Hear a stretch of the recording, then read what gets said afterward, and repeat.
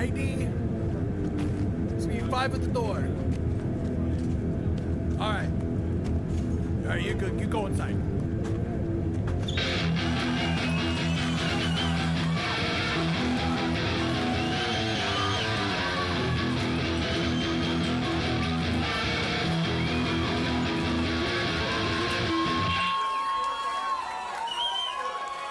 Right. Good morning. Hi, everybody.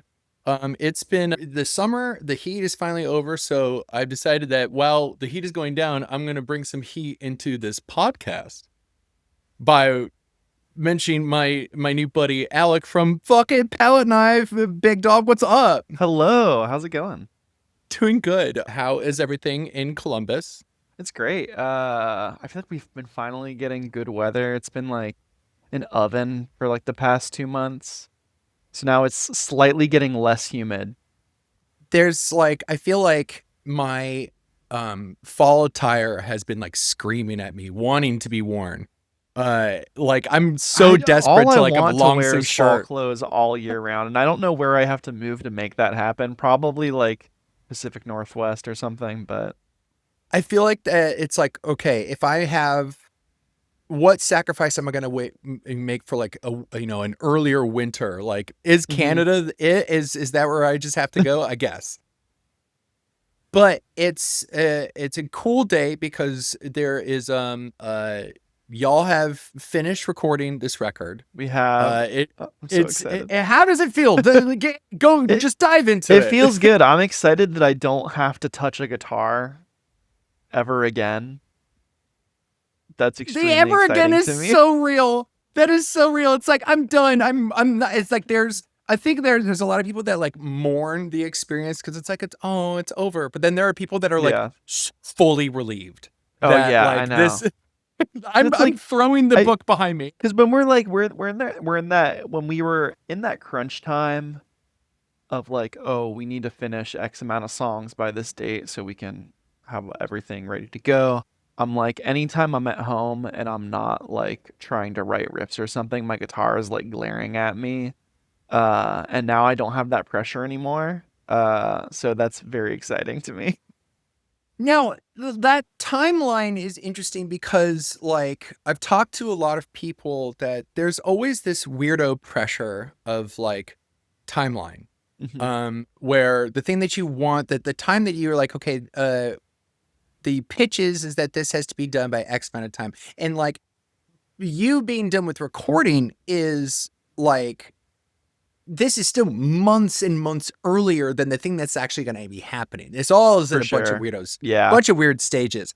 Does it feel strange to have like, yeah, your work here is done in that aspect, but there's still like so much more like track left of the train to keep Hmm. going, and Oh, like for sure. it feels like for me, I hate that part because it's like I thought I was fucking done. Yeah.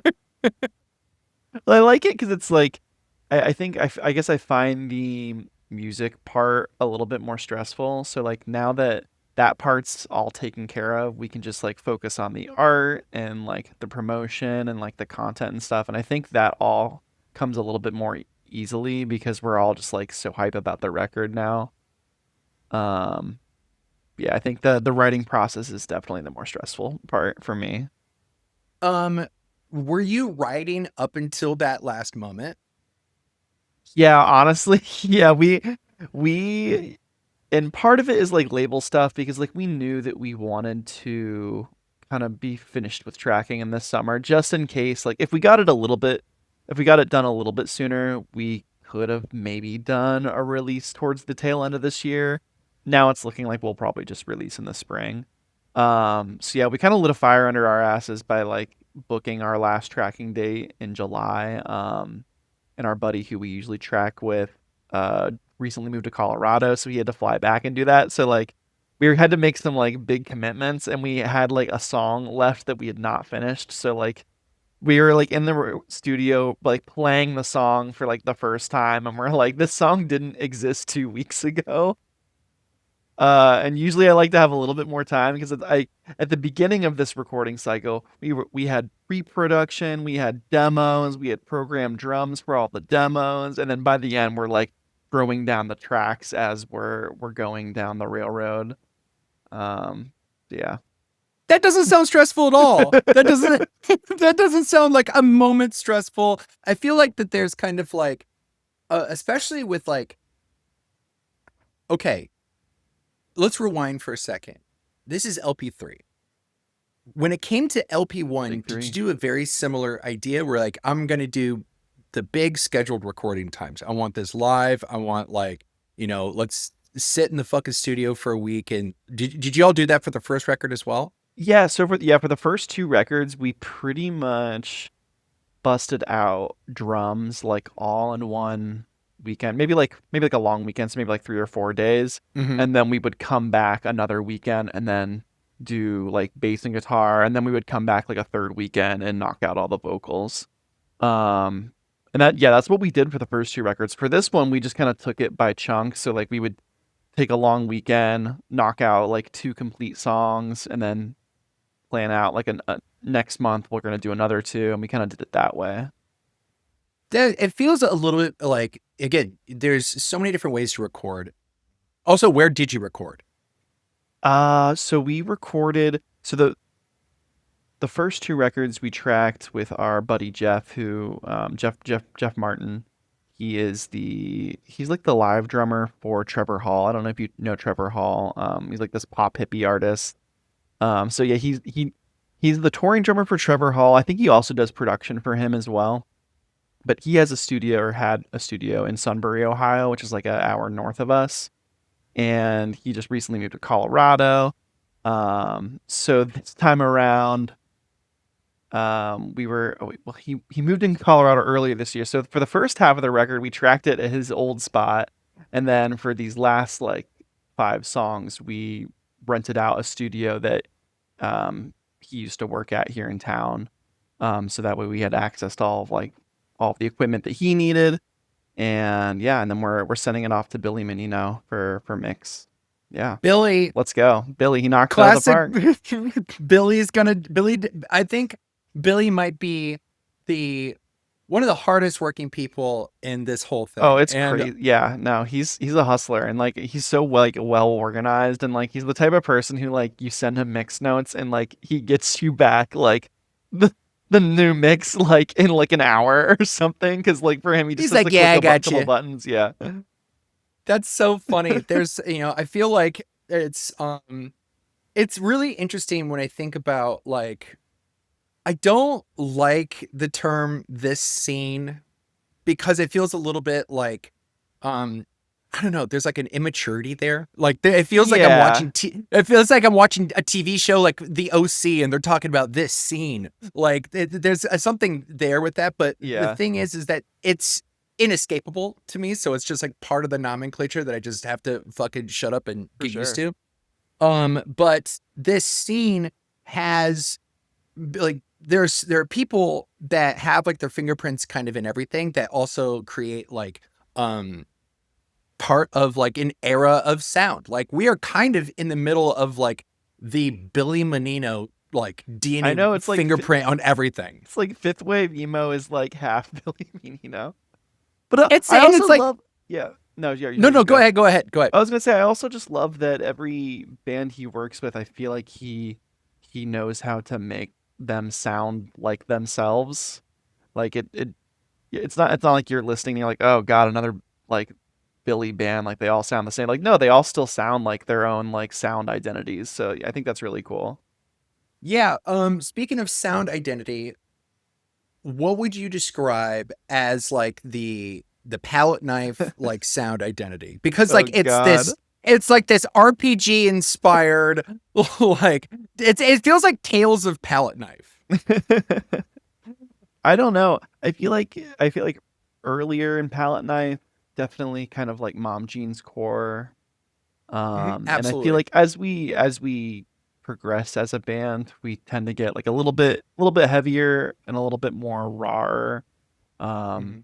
we love Jeff, but he works with like a lot of pop bands, so I feel like his sound tends to skew like very very tight and very clear. So I think something that I'm excited about moving forward, for this latest record, is kind of capturing more of that rawness, and more of I that like think you live nailed that. feel.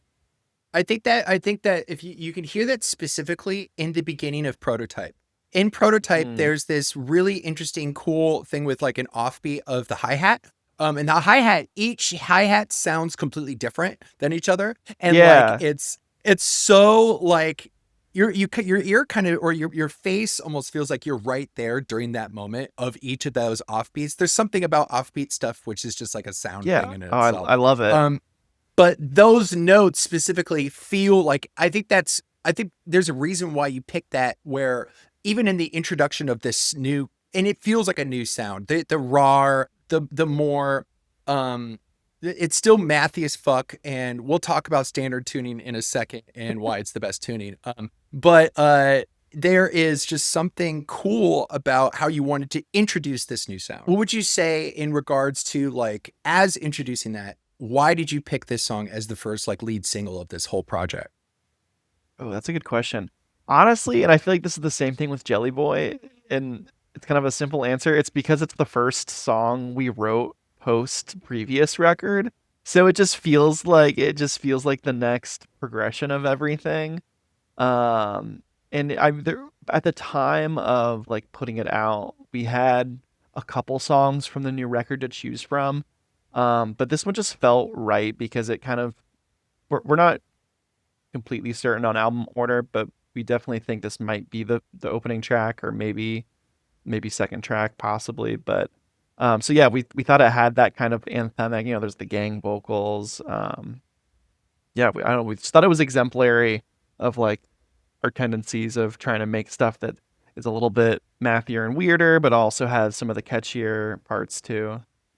Yeah, there's a net that you like to cast, and I feel like there's this trend that everyone does where like the second track is usually the first single. And that's like the big grab moment. Yeah. Like everyone does like the introduction track, and then they're like, by the way, here's that cool one. And then like you have like a few that are like, oh yeah, here's these other songs, and then you bring back up by like at the beginning of the second half, and then you close it out well. But like always that second track is supposed to be like this big hit. Yeah, we're toying around with different ideas as far as album order goes. We haven't figured it out yet, but I think we will once we start getting all the mixes back. So that's interesting in itself, because you guys are you guys have recorded all these songs and you're still working on order. Does that mean that there's not going to be any of like the interesting production stuff in between songs? It's going to be every song ends then starts. Yeah, so I think with the exception of the last track, the last two songs we're pretty certain are going to be connected, and have some of those like interlude moments that we experimented with on New Game Plus. Mhm. But overall, I don't know, some of the boys might fight me on this, but I kind of like after doing the interlude thing on New Game Plus, I really just want to cut like a rock record where it's like every song is its own thing and it's like but still feels cohesive. I think that that makes a lot of sense. I feel like LP2 is for like stretching and like Yeah. conceptness and like let's see how far we can go. And then Yeah. the sine wave is usually like, oh, we went too far. And I know then it's like as an artist, everything you create is not only a reaction to the art that you're ingesting, but it's also a reaction to your previous work. So yeah, if we skewed more concept heavy on the last record, I'm gonna want to like skew the other way. as a three piece, and doing this as a three piece, is there something about um while you're recording and writing all that stuff that you want to make sure that you want to translate that into the live performance and then also back. So like anything that you're putting out, you want to make sure that you can play live. Hmm. Yeah, that's a tough. I feel like being a three piece forces me to write parts that either like sound like two guitars or I have a part that I've been playing on a song that we're recording, and it's like I've been playing it this way live with the band, and when I go to record, I'm like, oh shit, now I have to write the left guitar, and oftentimes because I'm trying to write things that complement and don't feel too different from my main guitar that I play live. Sometimes I will write parts that retroactively when I'm playing it live after we've recorded it, I'm like, oh wait, I can actually sneak in some of these riffs I wrote for the second guitar during some of the rhythm sections of the first guitar. So like sometimes I like play, playing a track after we've recorded it is like a more finalized version of the live sound too. But yeah, it's tough being a three piece because like I like being a three piece, but I do miss those like auxiliary parts too sometimes. Is there like is there a part of you when like you're playing live where you can hear that part and you're like, well, at least I can hear it? Yeah, for sure. Like, cause that's like, I think that's the hard stuff where it's like, listen, I can add 100 tracks into this and it sounds fucking sick, Yeah. but like I can only do 4 tracks live. Yeah. That is, yeah, that's a rough moment. And like, I mean, there is the standard of everything where, is it fun to be the left guitar and the right guitar during that writing process? And is there that moment of like mourning where you're like, I have to say like goodbye to this when I play this live?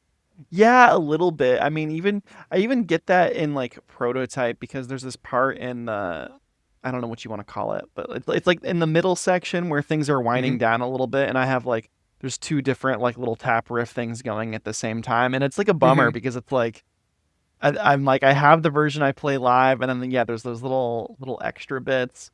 Um, And have y'all experimented with like, adding those like tracks to like a chaos pad or anything We like that? we've Like, thought about that, but then that runs into the issue where we really don't like playing with a click. Even I mean, we have a lot of oh tempo God, fuck changes, but that. like we don't want to have to like program the tempo changes because we just love and people compliment like the live sound and which basically just means we play everything faster. But like Yes. Classic. I don't want to have to like worry about whether or not we're playing to the beat to match the samples or what have you. I think getting the I raw energy is maybe the more important thing than getting the secondary guitar part. I think that, not to be controversial, but I think playing with the click fucking sucks. I think that it works for a lot of I things, think but it works for a there's, lot of bands. yeah, totally. And like, especially when it's about their intent and their goal, where Yeah, it's oh for like, sure. I want to convey the record as best as possible. But I think that having a distinct, if there's like, listen, I'm going to a Pallet Knife show where it's like there is going to be a difference. These people are going to fucking lose it on stage, and like it's going to be complete. It's like almost like a different alternate universe where like these songs exist only in this moment. Yeah, exactly. Yeah, I feel like that's something I had to come terms with pretty early on that like the live experience and the recorded experience are going to inherently be two different things and like that's okay. Hmm. Um yeah, initially cuz we there was a part when we first started out where we were really teetering with, oh, do we want a second guitarist? Don't we? And we eventually just had to make that call. And so many people, so many other bands we talked to were like, oh, you're a three piece, that rules. And me, this is like my first band, and I was like, oh, maybe the three piece is kind of cool. It's less people and things to keep track of. So yeah, I don't know. I've been three piece pilled ever since. I think that there's like, I think I think that three piece is, it's perfect, especially if you're a guitarist that can play and sing all that shit. Like, as someone that cannot do that, it is very important for like a second guitarist to like Yeah. do interesting stuff while everyone else can do something different. Um, I wanted to talk about the concept of like zooming out from you thinking about this. What is it like looking back on yourself, kind of making these decisions? Where as like if you thinking about like, hey, is this being in a band, doing these kinds of things, this compared to my whole job, looking at the whole space that this band exists in your life. How has it been balancing everything? How has it been like with the parasocial relationships of these things? The fact that this is a business, the fact that this is like a thing that, yeah, you just said spring. This now exists like over the course underneath everything as like a backing track for Oh yeah. going to work, all that stuff. What has it been like, Oh God, it's crazy. that whole thing? Yeah, I don't know. I feel like I actually I feel like I had like like a minor mental breakdown last year about it. Because I'm like, I'm trying to like book tours, and the tours are falling through, and I feel like I'm doing like everything in the band sometimes, even though I'm not. But yeah, and I just had to like take a step back and be like, hey, like your life isn't the band. Like if you, like I can take a break, and like that was really necessary for me to like take a step back. And I feel like everyone has that moment, regardless of how big your band. I mean, I'm sure there are way bigger bands where people have those types of like thoughts and situations and have to like reconcile stuff. I think But that yeah, like I've this, definitely had to like take like a little bit of a backseat this year. I think it's important, like as someone that it's in the middle of like doing that right now. Um, I think that I think first things first, there is something like purely kind of the word I want to use is addicting. I think that there's like this idea of Sure. um I want to push this as far as I can. The costs of that, um, irrelevant. This is too much fun. So everything that I'm putting into is irrelevant. I'll never forget, kind of two things that happened that, I remember, there was a conversation on Twitter where, maybe this was during the moment of that you were talking about, because this was last year, where people were talking about, where music should be in their lives, and what should be the best ideal version of a life as a musician. And you had posted that, music should be a hobby, and Hmm. you should have your life behind, like you For should have sure. your Yeah. life and then do this as a hobby. And I've taken that to heart specifically because like it's such a reminder that like um I it's a really really hard place to be where you're like, I'm going to make it as a band, and it is a perfectly selfish thought that is okay to experience. I feel like that's what everyone has, Yeah. like this moment where like, hey, by the way, I'm in a band and I'm gonna make it, like Yeah. Yeah. I know so many people who like, yeah, I think, but it's really easy to burn yourself out on making music your number one thing, because then it's like, okay, now I have to write music that is catering to people and is sellable. And then like it kind of unravels from there. Because if you're not worrying about music being the thing that puts bread on the table, it can remain like an art form and like something that you're stoked about and like a more of a creative way. I don't know how to put that, but it's a yeah. weird thing because I'm trying to talk to like, or like at least zoom out as much as I can about how these relationships are between people's bands and their lives, and kind of this having to live both of them because Hmm. they are two different lives. And I think doing the musician thing is like, uh, it's so difficult. It's such a, like, this is now your job. You see, Yeah, I you mean want to it's be a like a second musician. job you're Now not it's really it's your getting paid second job. for. Yeah, and it's a financial fucking crucial mistake. Like it's expensive. You are only pumping money into a thing that is draining it.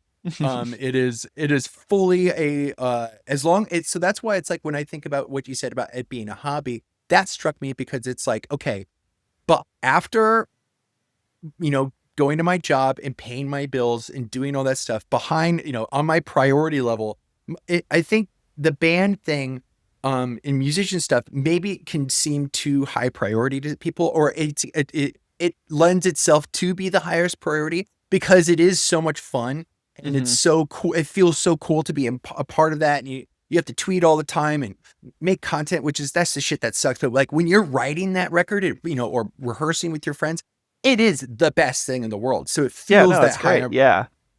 that priority moment where it's like you have to realize, no, we're just meeting up to hang out. I have to pretend that it's just hanging out and it's not this high priority business thing. Yeah, totally.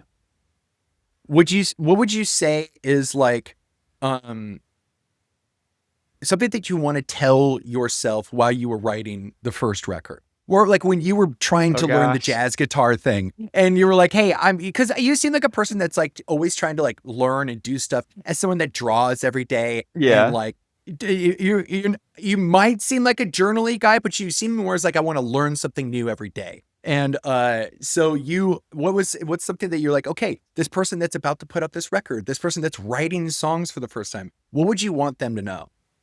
Oh gosh. Um, I don't know. This is like less high level. This is like more of like specific. But I feel like Yeah. I wish I knew more about like I don't know simple things like show etiquette and Hmm. like how to like behave around like other bands and like whether it's like figuring out the backline situation or like I mean it's like a personal policy now where like if we're playing some local show we're not like gonna take a cut like if we're just Hmm. there to support like our friends who are coming through and we just want to make sure they have a good show and like have a place to stay. Hmm. So I think like knowing like the show etiquette and like scene etiquette, I wish I knew like a little bit better, but like that's not really like anything to fault myself for because like literally my first band. Um, There's but something about the things that you learn during that stuff which you kind of have to learn it that way. Where yeah, I feel no, for like sure. you have to kind of stumble through those moments. Hmm.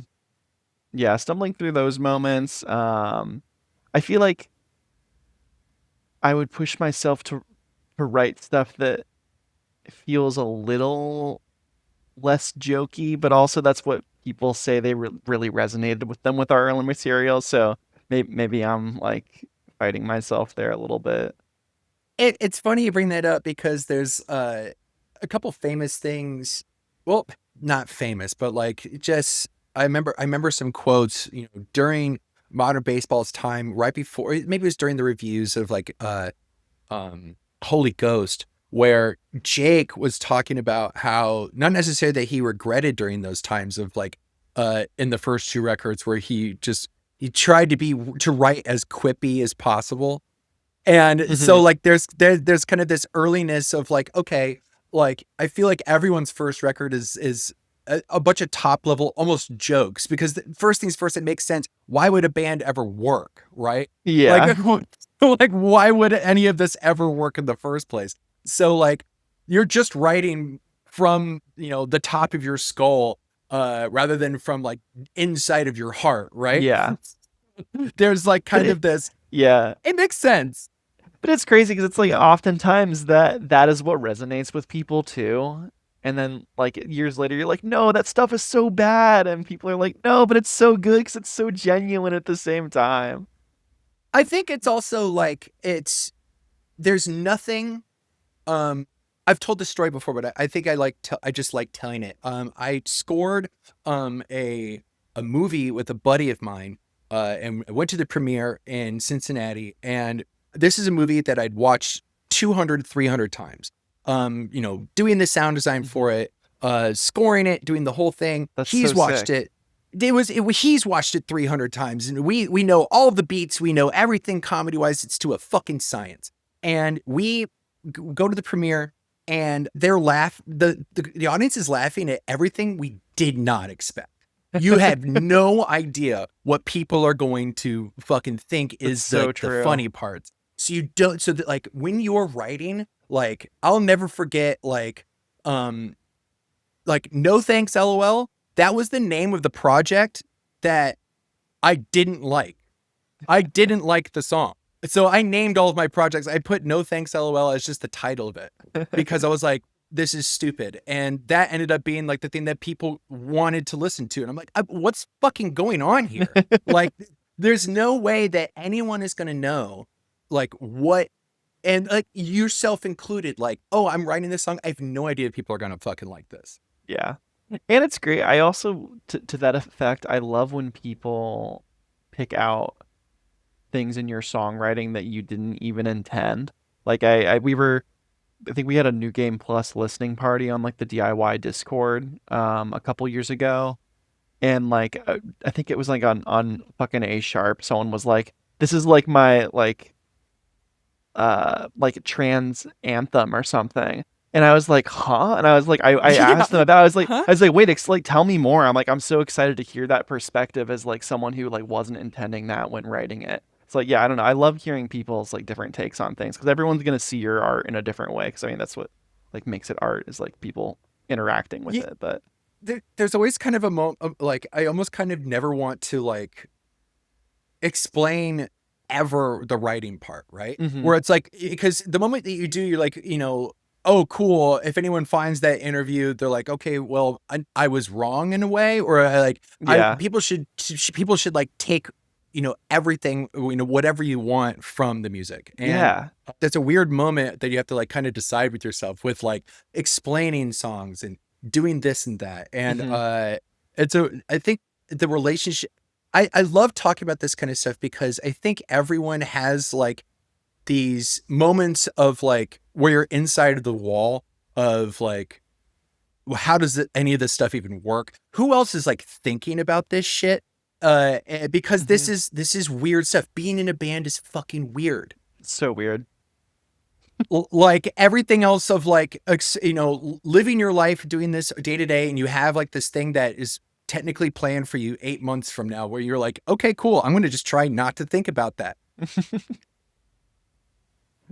But when 100%. it comes to like the things that you draw from, what would you say literally as like your job as well? But like the well that you draw from is kind of like this RPG anime thing. Um, Mhm. is it because that's just like the shit that you like, or is it something that you're always trying to convey through the lens of like fucking Persona 5 and all this shit? Honestly, I think it's just because I mean, one, video games has always been like, I feel like one of the core pillars of like my interest. Been like music, art, and video games. Like those are the three things for me. Outside of spending time with friends. But so I think that's one of the reasons it's going to naturally leak into my songwriting. Um, and I think other than that, it's like it comes down to like interesting word choice and interesting metaphor. So it's like um, if I want to convey something in an interesting way, I might write the song. I might write a draft of the song, but I'm like, okay, where can I substitute one of these lyrics for a video game term? And half of it is just because, oh, I've never heard someone use that video game term in a song before. And then half of it is, oh, wait, this is actually a really compelling metaphor to describe this thing with a video game term. So yeah, I don't know. I like using other things to color my writing.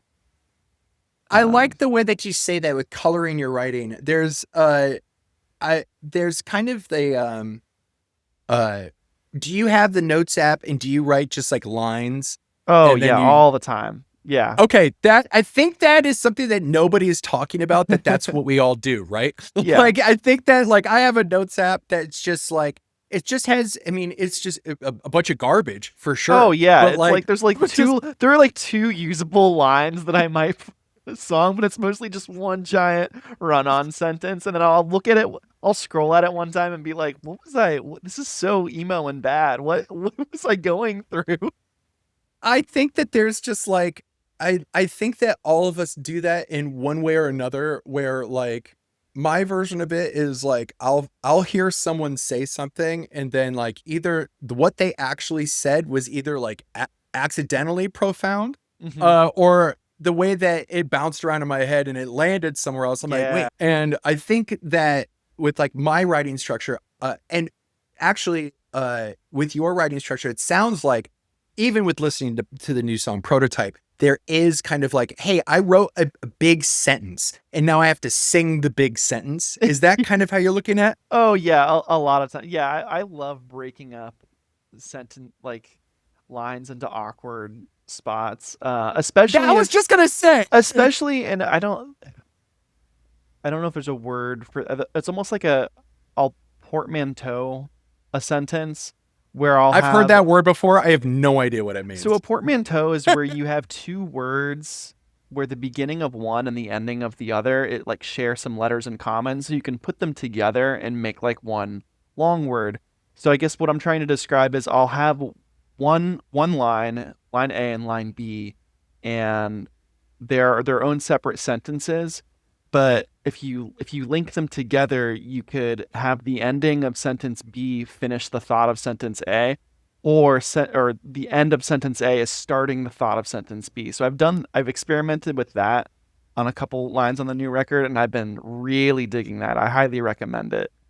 So that is an interesting, I've never thought about like um anything more than cool line after cool line after cool line after cool line. Like I that, mean, like that's also awesome. I think lyrically, I think I put like so in music is definitely way more on the writing style. Like I love the music part of writing music. That is my fucking favorite part. Yeah. Lyrics. I wish I could just sing. I wish I could just say la la the entire time in a cool rhythm. I wish I could Same. just do that the I entire. I hate writing lyrics. I, I fucking it's not. But so like, but the thing that like you're still again this whole I'm going to go a step further and I'm going to use, ideas like portmanteau and like these things where you're like, well, I can do this thing and I can do that thing. Is there something about like, is something about LP3 about just stretching creativity to its limits?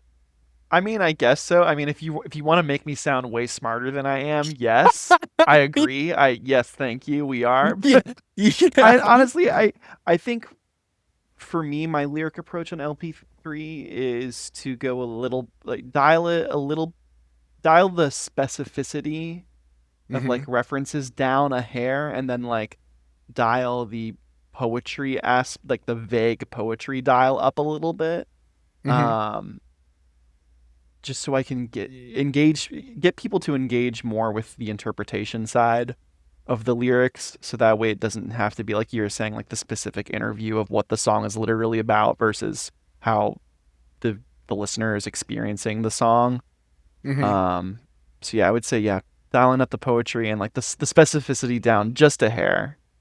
I like that specificity, I feel like is probably like when you look at the ingredients of like the back of a cereal box, it's like in order of amount. So the first Hmm. thing is like the most ingredient, and then the second one is the second most ingredient, and so on. I would say specificity is like of New Game Plus, probably number two. That is like that is Yeah. like that is the second ingredient lyrically to that record.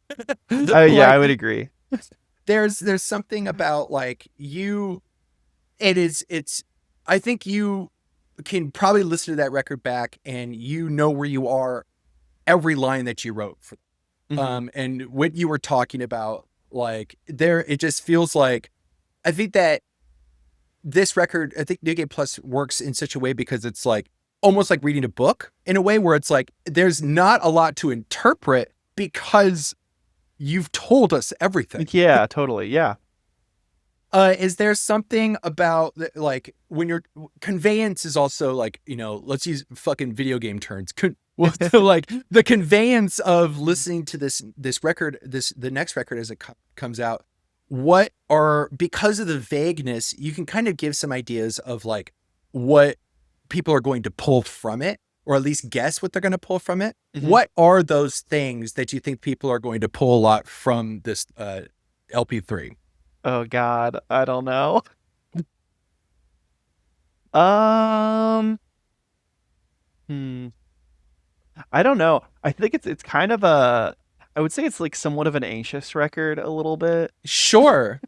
I would say it's a bit of an anxious, what's that that Toe album? It's like My Idol's Plot About a Hold Vague Anxiety or something like that. hold I on. feel I'm like pulling it up that right now. I feel like that engages with my brain in some way. Um, Yes, hold on. I have the name of that record. It's oh, is it hold on. They have so many records. it's I what keep is the book about my idol plot on a vague anxiety. yeah, I feel that is, I think that's the vibe that LP3 is, not musically, but like I think maybe lyrically wise.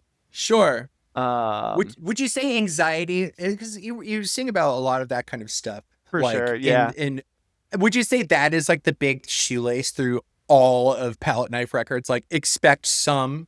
Yeah, I feel like yeah, a lot of it is like a vague anxiety. A lot of it is like romantic anxiety too, and like Hmm. the age of like dating with like smartphone apps and stuff. I think Hmm. that is in there a little bit, not as quite as much as New Game Plus. But I also want to like wrap it up in some way too and try to like get to a moral by the end of the album, Mhm. rather than just kind of like talking about the like bumming out about the same stuff over and over again. But isn't that the point, Oh, I mean, Alec? it is the point of the music that we are writing is bumming yourself out about the same stuff over. It's either that It's a or it's the pop punk everything will be fine with friends and pizza type of situation. yeah, it's like it's the fully the opposite of that. Like, hey, Yeah. by the way, I'm not okay. I'm not okay. I just wanted to remind you, I still just not wanted to okay. remind you. I think that there's some like solace in that too, Hmm. where it's like, um, I think that there's moments of like, yeah, everyone should go to therapy, and also they should just write sad songs about themselves and then Yeah, play them live. highly recommend it. Highly recommend. Definitely do Shout out therapy, but therapists. shout out therapy, but also play sad songs live in front of people. It's like the icing on a cake of pure Yeah. mental health to share your whole heart out to everyone. Yeah. I think there's something really nice about that. Outside of like the absolute like, by the way, I'm in a band. Uh there's definitely an ego thing there. We're not going to talk about it. Like like there's the thing I have to get over. Like, by the way, yes, I want people to look at me on stage. I want to sing my songs. There's kind of that thing that everyone has to get over about being in a band and Hmm. understand. Yes, it's this selfish, egotistical thing that like Yeah. I like. It's okay, cool. Are we over that? Cool. Here's my sad songs. Mm, there's that shit that I always find like really really fascinating, especially like doing music as like someone over 35.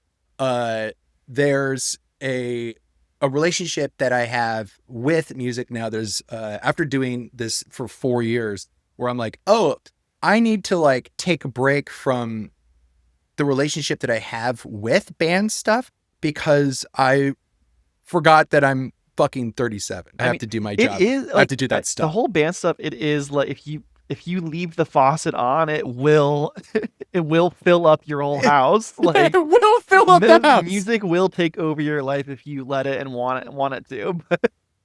And it can, and it will, and it wants to. The only thing it wants to do is like take over your life. Yeah.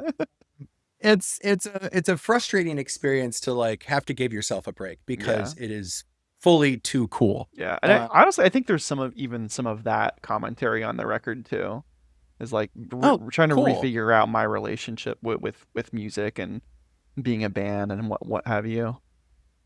Yeah, I think that is like um after talking to lots of bands, and talking to bands of people that are in their mid 20s, there was a tweet that I saw. There's a lovely band, cool band from called Moose Creek Park. Incredibly talented Love gentlemen. those guys.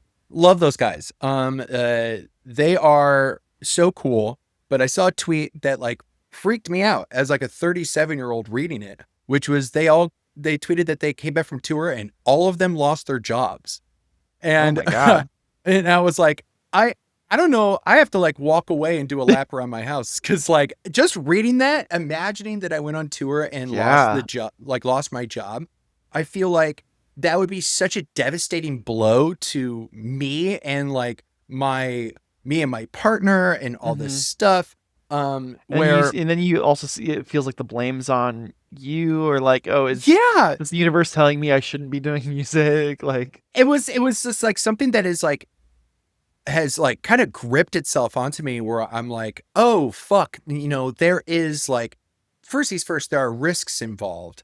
And I'll never forget like uh in the beginning of this podcast, the main thing I wanted to do in this podcast was like ask people what they did for their jobs because I wanted to know like how are you fucking still doing this? Because I was trying to figure out how to do it, and so yeah. I cheat coded this podcast into finally get a chance to ask people like, how are you guys fucking doing this? Yeah. Um, the and so yes, there is like I think that there is a moment where none of that shit matters kind of before I'm gonna say 27. Like you can just fucking you know, get a car and run it to the fucking dirt and get a guitar and just travel. I Yeah. feel like that's like this huge thing that you can and will do. And I see so many bands doing that, and I'm like, it just scares the absolute shit out of me.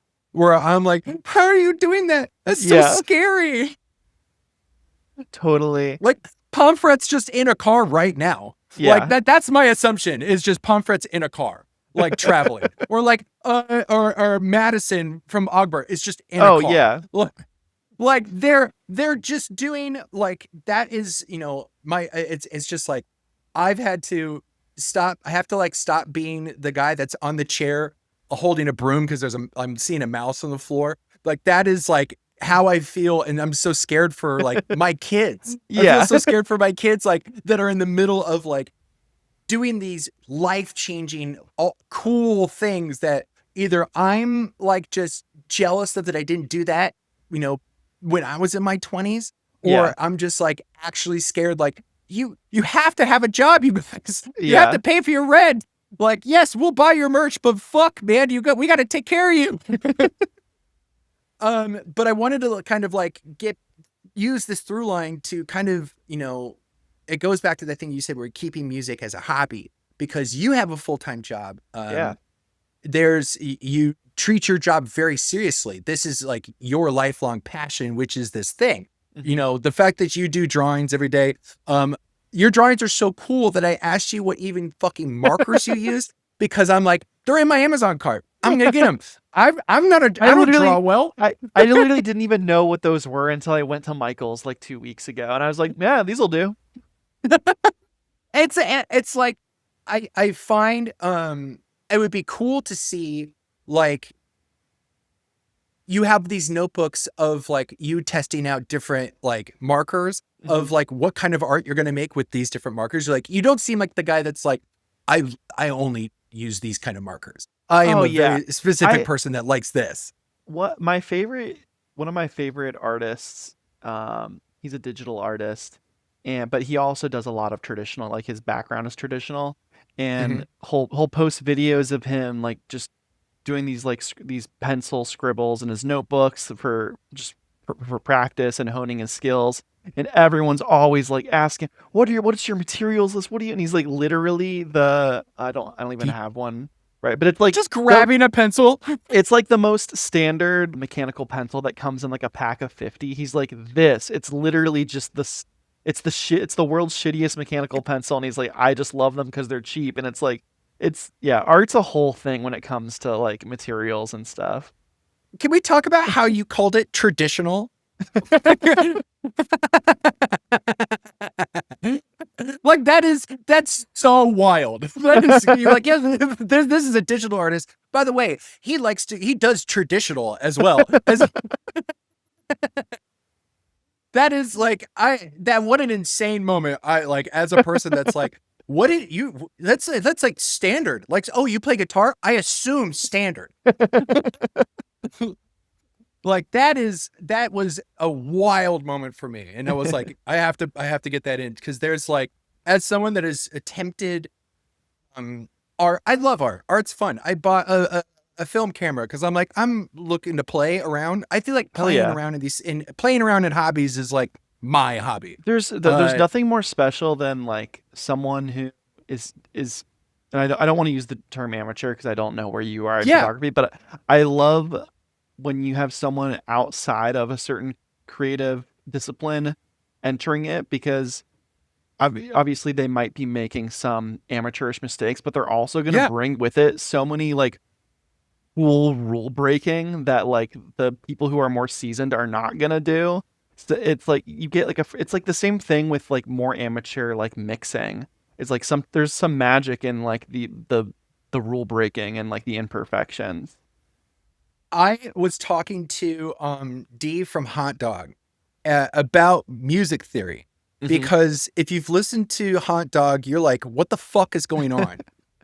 And y'all, you're a music theory person. You can just I can just fucking A tell. little I can bit. tell because I would say that you're definitely a music theory I don't person. But like when to. I I don't. I didn't go to school for it, so I'm like I like to put an no, asterisk on it. I'm like I don't want to well, talk out my ass already too much. you've told here, I'll talk out of your ass for you. Like, like you are a person just like so.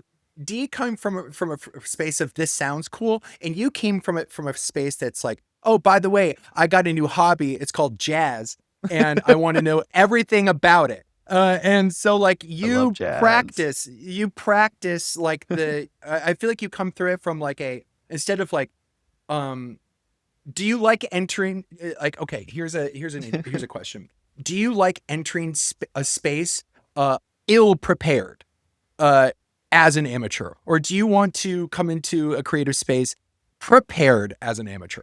Mm. I would say maybe a little bit on the side of prepared, but I'm like I want to know I want to know just enough that I'm not making the common beginner mistakes, but Mm-hmm. like enough like uh and I'm trying to like tie it back to visual art Mm-hmm. because I know more theory there. But I would say in traditional art, there's a lot of fundamentals that you learn in school, and you learn them that way, not because that's the way the art has to be, but because by learning all of the rules, you're better prepared to break them in interesting ways. So I guess when entering a space, I want to know like the ground rules first, so I know what rules are interesting to break and in what ways. Mm-hmm. Um, but I still want to have that space to play, I guess. Yeah, I think that's a great because like there's the raw entry, right? You don't know what the rules are. Yeah. You're gonna be breaking stuff, and it could be frustrating. But there's also if you go with the preparedness thing, there's you know there's the reckless entry into a hobby space, which that's my shit. I just want to just like, yo, Yeah. this looks fun. Like, let's fucking go. And but I like the safe the safety almost anxiety one that you do, because there's like it's like I don't it's like the common when you said you didn't want to make the common mistakes, is that something um that you were like, I don't want people to know that I missed that, or do you like want to look like that you skipped that and you're already better than it? Oh God, I don't know. I haven't really thought about it that much. I mean, maybe I guess maybe I want to skip it, but not to look like I'm like punching Sure. above my weight class, but more just to skip it so that way I don't so to save time, I guess. I like that because like it's like, listen, I've already prepared. I'm just like it's like going into college, and I took the English course, so I didn't have to fucking take it when I got there. Yeah. Like I like that aspect of it, because which I should do that shit. Like I should do a little bit more preparedness stuff, because if I never did that stuff, and I was like, oh fuck, I could have just done it, But yeah, but and I mean, as the trade-off of like just going in completely blind and like getting your hands dirty immediately, I feel like Mhm. you're opening yourself to some of that like discovery and like raw, like creative, like passion. I think it's getting your hands dirty. Like I think is that is the way. Yeah. I like the difference of you putting your gloves on versus me just like going, here we go. Yeah. And I think there's something cool about creativity and learning that I've been wanting to specifically ask you, because the way that you've presented yourself online as like, hey, by the way, I like jazz. Here's these videos of me doing this cool jazz stuff. Like, um, you are, uh, do your hands hurt yet?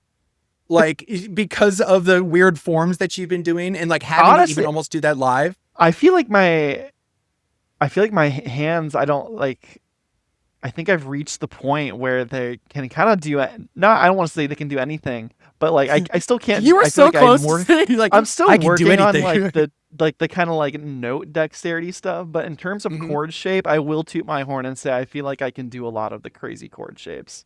Because like even on That your chords has been like my passion from the beginning, though.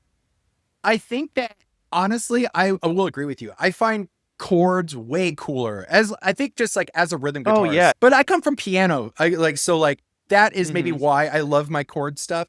Were you self-taught guitar like in straight into guitar, or did you have any music before?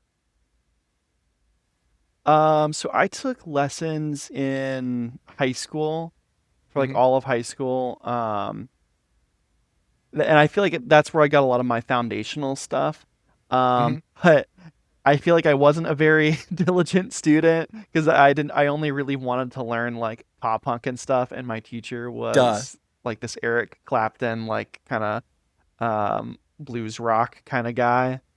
So I didn't really internalize any music theory from those Hmm. days, and it wasn't until like college and post college that I was like, let's buckle down here and actually learn some music theory because I want to play like how those Japanese math rock nerds are playing, and by golly, I'm gonna do it. Because I don't want to S- have to retune my guitar. Speaking of the inspiration to get back into guitar, what was it? Yeah. What was it Um. for you? hmm I would say yeah, because like all throughout my high school, I was into like all of like the 2000s pop punk. I didn't really emo, but like emo through the lens of pop punk because I didn't really Yeah, know yeah, yeah, quote yeah. unquote real emo or any of Yes. that crap. Uh, Yes. yeah, Literally so I any of feel that crap. like college, post college, I started finding like modern baseball and mom jeans and some of like the fourth wave bands that are a little bit more twinkly, and I was like, oh, this is the music I wanted to be listening to this whole time. And like I think the band that made me be like, that's it, I'm gonna go buy an electric guitar now, because up until then I'm just like Dashboard Confessional, like acoustic boy hours. Forever. Was this band Ucho Combini, if I'm saying that right, or Uchi Combini, this Japanese prog band. The guitarist is in a couple different Japanese prog projects. Cool. Um, but yeah, just this crazy twinkly guitar stuff, and I was like, I this is tickling my brain. I need to learn how to do this ASAP. So I bought a Telecaster and a compressor and like started trying to teach myself some of the stuff. I think Japanese math rock, um I think not enough people give flowers to Japanese math rock of like from 2009 to 2014. hmm Like that, or God, even to 2016. Like Muddy on the Sakuban, like there's all these, great fucking awesome, even like Japanese noise bands like Otoboke Beaver, Melt Banana, all those great fucking, Japan's influence on guitar music over the last 20 It's years needs to fully be studied. crazy. It's crazy. Yeah, like Like, Trico or Tricot, mhm. however you want to say it. Like so Yeah, so it's influential. so influential. I feel like as someone that can't do tappies, like I will forever be a chord person. That is, I know my place. Like, and as someone that But tried, yeah, I but just cannot. But a I lot of I mean a lot of respect those it. like a lot of those Japanese bands, they're like it really is just like jazz sped up and with like a little bit of distortion. And it's like it's so chord based too. It's like, it's like because I feel like a lot of them do that thing where they're trying to play rhythm and leads at the same time, where it's like, oh, I'm gonna let this one chord hang out, maybe play a couple notes in that chord as I'm transitioning to the next chord. And it's like, yeah, I really admire the way a lot of those arrangements sound like two guitars at the same time because of that. It's how chord heavy they Um, are. I love that. I think that I used to never think about lyrics because I was like always just listening to like Japanese math rock or just math rock in general. I mean, I came from like, uh, after my emo phase, I went into like, um, basically, post rock. Like I had my post rock phase like ended just a few years ago. Like that having to Sick. do that's having to catch up to all that stuff and like was I was like, oh my God, I forgot about emo. I forgot about like rock music and like all this stuff because it was just like I never thought I was ever gonna do anything of this sort. So like listening to Light and listening to Toe and uh just hmm Red Sparrows Forever and Caspian and all that shit. And then I think that, when you think about melody and lead line and what those bands are doing where yes, they do have a vocalist. It's just the fucking guitar. Where Yeah. do you think that do you think that, listening to that stuff and working on your lead lines, and doing vocal stuff, did you like, hey, I'm going to have to start singing now and I'm going to have to start writing lyrics now? Who were you trying to emulate when you were like, okay, cool, I've started writing Oh music, I'm going to gosh. have to start writing music? I feel like that part of me has really evolved the Mm-hmm. most over like songwriting because I started teaching myself to sing shortly after like picking up guitar in middle school. Mm-hmm. So honestly my earliest like vocal style and interpretations I would say Never Shout Never, huge Yep. high school influence for me. Like Never Shout Never, The Rocket Summer,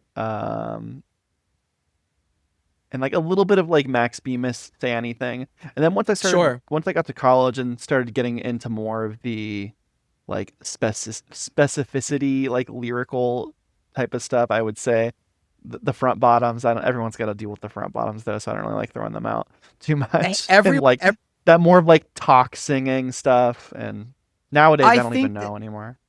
I think that like, well, yeah, and I feel like that there's this moment where it's like, okay, cool, uh no one like once you get past LP1, you kind of have like your own fucking thing.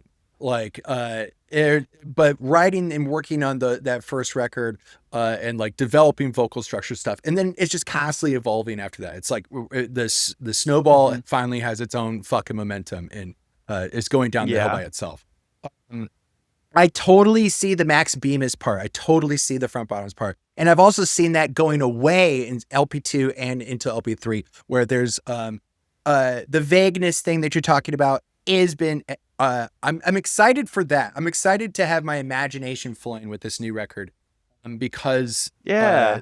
the vague, yeah, I think that's it's funny because like you play with imagination so much with just how you do your art and how you do everything, and then like the juxtaposition between like the imagination of LP2 and how it looks versus the specificity of it, where it's like, oh no, by the way, this is like you'll be able to draw a lot of stuff in your head, but this is very fucking specific. So I'm very excited to see you leaving space for more space for the imagination on this next record.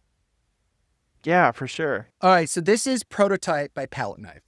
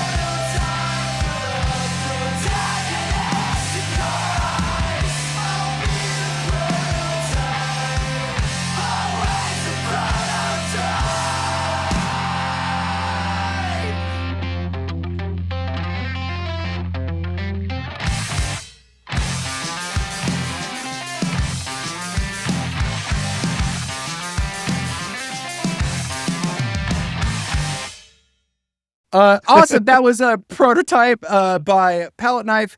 Alec, homie, thank you so much for hopping on. With the next podcast we do, we'll talk about Overwatch, and we'll get to the bottom of it. Fuck. Quick question: Who was Man, your we didn't main? talk about video games at all. We didn't talk about video games at all. It's okay. It's okay. We'll do it. We'll start our own podcast and we'll do 6 or 7 hours of it. To leave the Hell listeners with one thing: who is your Overwatch main? And if you're not Overwatch main right now, who's your Marvel Rivals main?